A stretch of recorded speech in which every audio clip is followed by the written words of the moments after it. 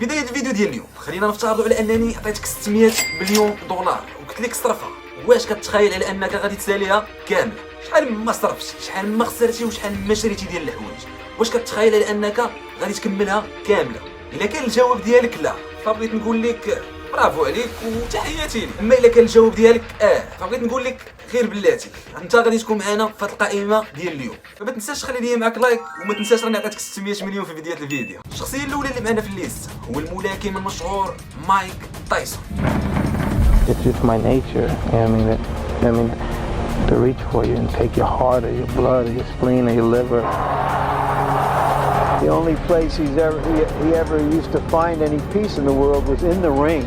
I want to have a perfect fight. I want to be the best fighter. مايك تايسون تولد في سنة 1966 في أمريكا. ملي كان صغير هو عزيز عليه رياضة القتال وبالضبط البوكس. الإنجازات ديالو كانت كبيرة ومؤثرة بزاف في عشاق هذه الرياضة هذه، لدرجة أنهم خداو المهارات ديالو والأساليب ديالو وبدات كتدرب الجيل اللي طالع. من بعد ما احترف ولا مشهور تعرف على بزاف ديال المشاهير والناس اللي مهمين، ومن بين هاد الناس اللي كان كيعرف هو الرابور الأمريكي توباك. ومن بعد عامين من الوفاة ديال توباك يعني سنة 1998 موراها غادي يدخل مايك تايسون للسجن وغادي يتحكم ب6 ديال السنوات بتهمات الاعتداء والاغتصاب. مايك كان كيقول بلي هاد الجرائم ما داروهمش وغير لبقوهم ليه حيت كانت العنصريه ديك الوقيته بزاف في امريكا.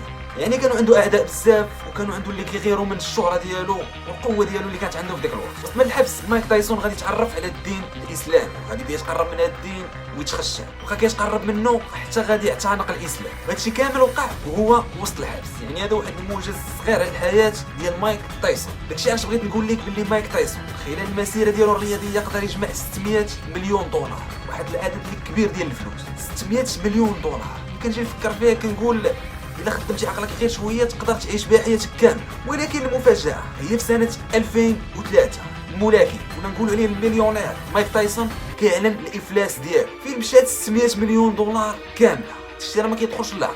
وراه هادشي خليني نصدق ماشي غير سال 600 مليون وعلن الافلاس ديالو، لا ولا حتى مليون ب 23 مليون دولار. لوغان بول غتقول لي شنو دخل لوغان بول فهادشي؟ غير بلاتي لوغان بول كان عنده واحد البرنامج ديال البودكاست كيجي فيه مشاهير وكيناقش معاهم مواضيع. في هذه الحلقه هذه غادي يجيب مايك تايسون وغادي يسولو غادي يقول ليه انت كانت عندك 600 مليون دولار كيفاش درتي حتى ساليتيها وعلنتي الافلاس ديالك؟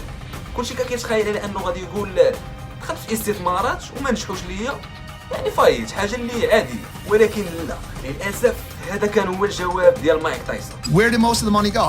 Houses or drugs, girls? Planes, well, it's stupid shit, but it was fun.